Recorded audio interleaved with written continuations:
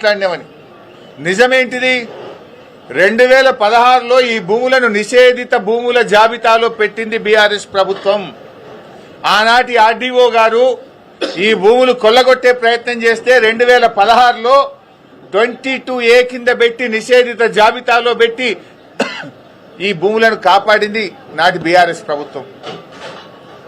ఆ తర్వాత ఆ కంపెనీలు హైకోర్టుకు పోతే 2022లో ప్రభుత్వం బలమైన వాదనలు వినిపించి హైకోర్టులో కూడా ఆర్డీఓ గారి నిర్ణయం సరియైన నిర్ణయం, ఈ భూములు సీలింగ్ భూములు అని హైకోర్టు సింగిల్ బెంచ్ లో కూడా ఉత్తర్వులు తెప్పించింది బీఆర్ఎస్ ప్రభుత్వం.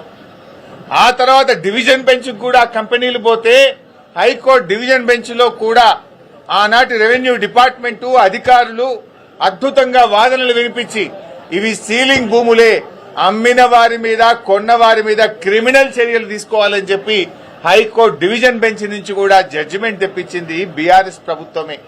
ఇవి ఎందుకు దాస్తున్నావు? ఆనాటి ఆర్డీఓ ఇవి సీలింగ్ భూములని నిషేధిత భూములా పెట్టింది బీఆర్ఎస్ ప్రభుత్వం కాదా? సింగిల్ బెంచ్ దగ్గర కోర్టులో కేసు గెలిచింది బీఆర్ఎస్ ప్రభుత్వం కాదా?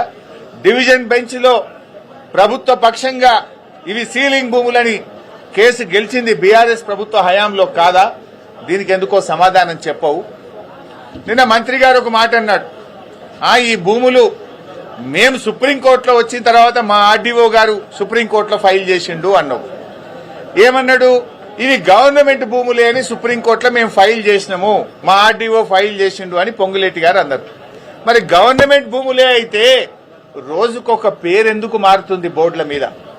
అక్కడ ఎందుకు ఆ కబ్జాదారులు బౌన్సర్లు పెట్టుకుని రాత్రింబవళ్లు కాపలు కాస్తుంటే ప్రభుత్వం మొద్దు నిద్రపోతుందా? 2.5 ఏళ్లుగా రెవెన్యూ మంత్రిగా ఆ భూమిని ఎందుకు స్వాధీనం చేసుకోలేదు అని అడుగుతా ఉన్నా. ఆడ రోజుకొక పేరు, ఒకనాడు కోహినూర్ వస్తుంది, తెల్లారి ఎంఈఏఎల్ వస్తుంది, తర్వాత శిల్పా వస్తుంది, తర్వాత శిల్పా రాగానే అది మళ్ళీ రాత్రి పెయింటింగ్ పడుతుంది. శిల్పాలు ఎవరు ఉన్నారో తెలుసు కదా. ఆ తర్వాత ఏక్యూ స్క్వేర్ వస్తుంది, ఆ తర్వాత మళ్ళీ కోహినూర్ సింప్లెక్స్ వస్తుంది. ఎందుకు బోర్డుల మీద పేర్లు మారుతున్నాయి?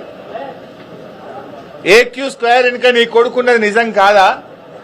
శిల్పాతో మీకు వ్యాపార సంబంధాలున్నాయి నిజం కాదా? పెడదామా? డాక్యుమెంట్లు బయట పెడదామా? శిల్పాతో రాఘవ కంపెనీకి ఇవాళ హైదరాబాద్ లో వ్యాపార సంబంధాలు ఉన్నాయా లేవా?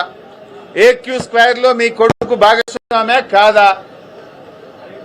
నేను సింపుల్ ఒక మాట అంటున్నా, నువ్వే అంటున్నావు ఇది ప్రభుత్వ భూమి, మేము సుప్రీంకోర్టులో వేసినాము, మా ఆర్డీఓ వేసిండు అన్నావు. ప్రభుత్వ భూమి అయితే నీ హైడ్రా గడివిక్తుందా? ప్రభుత్వ భూములు కాపాడడానికి, చెరువులు కాపాడడానికే కదా హైడ్రా. వెళ్ళండి, నేను మంత్రి గారిని కోరుతున్న, నిజాయితీ ఉంటే చిత్తశుద్ధి ఉంటే తక్షణమే ఆ కాంపౌండ్ వాళ్ళు తొలగించండి, బౌన్సర్లను ఆ ఆక్రమణదారులపై క్రిమినల్ కేసులు పెట్టండి, అరెస్ట్ చేయండి, ఆ భూమిని ప్రభుత్వం స్వాధీనం చేసుకోండి, ఆ భూమిలో సాగు చేసుకున్న రైతులకు ఎంట్రీ ఇవ్వండి. 2.5 ఏళ్లుగా రెవెన్యూ మంత్రిగా మరి నువ్వేం చేస్తున్నావు? ప్రభుత్వ భూమి అని నిన్న చెప్పినావు కదా. If it is government land, why government is not taking action? As per the Land Ceiling Act, RDO is the custodian of the ceiling lands. Then what is that RDO is doing? What is that Hydra is doing? పేదోళ్ళ ఇండ్ల మీదకి శనివారం ఆదివారం పై రాత్రికి రాత్రే కూలుస్తారు. High court స్టేలున్నా కూల్చే Hydraa ఇక్కడ a stay లేదు. In fact high court order ఉంది, ఇది గవర్నమెంట్ ల్యాండ్, ఇది సీలింగ్ ల్యాండ్ అని హైకోర్టు ఆర్డర్ ఉన్నా కూడా హైడ్రా ఎందుకు కళ్ళు మూసుకున్నది? హైడ్రా ఎందుకు యాక్షన్ తీసుకోవడం లేదు? దీనికి సమాధానం ఎందుకో చెప్పడు మంత్రి గారు. మంత్రి గారు, నువ్వు ఇదివరకు ఒకసారి బాంబులు పట్టే అని చెప్పి ఏడాది అర్థమైంది, నీ బాంబులన్నీ తుస్సు బాంబులే అయిపోయినాయి. నీ మాటలు విన్నాక రాష్ట్ర ప్రజలకు పొంగులేటి పొగరు దగ్గలేదు, నువ్వు పొగరులేటివి అనే విషయం స్పష్టంగా అర్థమైంది. నీ లూటీ మైనింగ్ లో నువ్వు పొంగు లూటివి అనే విషయం కూడా రాష్ట్ర ప్రజలకు స్పష్టంగా అర్థమైంది.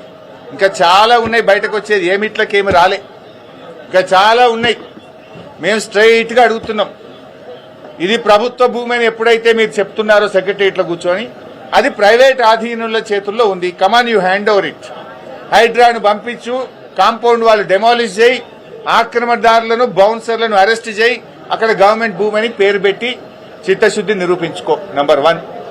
నంబర్ 2, మైనింగ్ అధికారులే చెప్పినారు, నాలుగు శాఖలు రెవెన్యూ డిపార్ట్మెంట్, రెవెన్యూ అంటే నీ శాఖనే కదా, ల్యాండ్సే కదా, నీ శాఖ అధికారే పోయి చెప్పిండు ఇది రాఘవాది అని.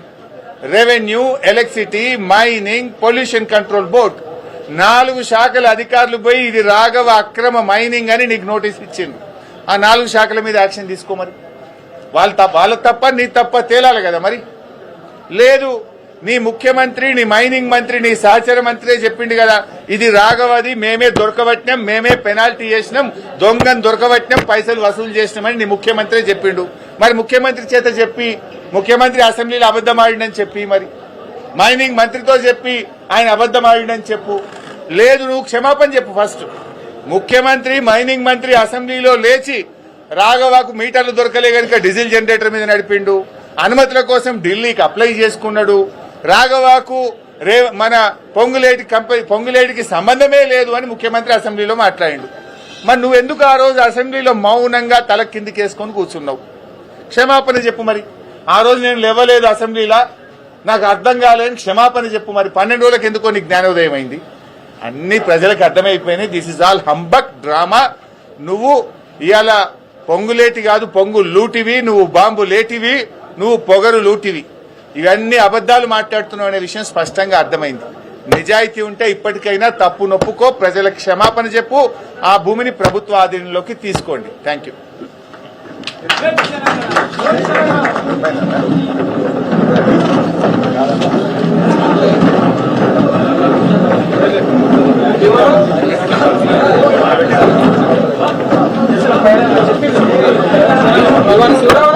అందరికీ నమస్కారం.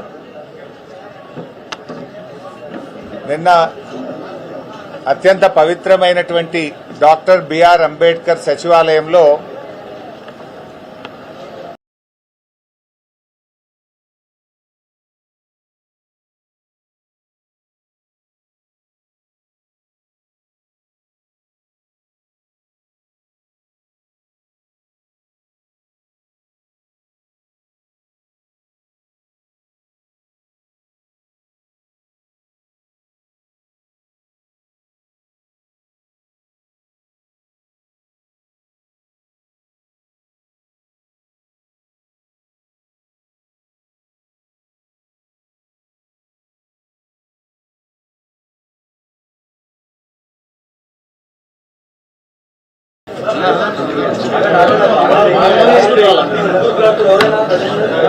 కొద్దిసేపు మనోళ్ళు ఫోన్లు సైలెంట్ లో పెట్టారు.